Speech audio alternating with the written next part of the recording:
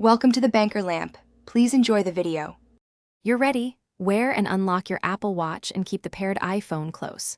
First, decide whether you need to change the system time, which uses your iPhone's date and time, or only set the watch ahead minutes on the watch itself. Once decided, press the digital crown, open settings on the watch, or launch the watch app on your iPhone. Make sure Bluetooth is on so the devices communicate, then proceed to the clock controls to apply the change you want. On the watch, go to Settings, then tap Clock to access the Watch Ahead feature. You'll see an option to add minutes from 0 to 59. Use the digital crown to scroll to the number of minutes you want your watch to run ahead. Tap Set to confirm the adjustment. This method shifts only the displayed time on the watch face.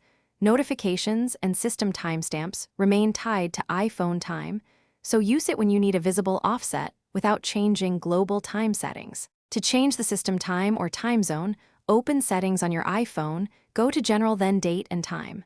Turn Offset automatically, then pick the correct time or time zone manually.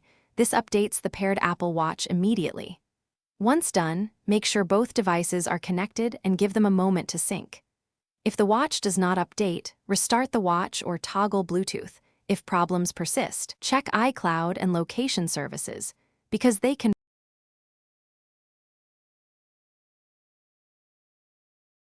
Thanks for watching. If this was helpful, leave a like and consider subscribing. See you next time.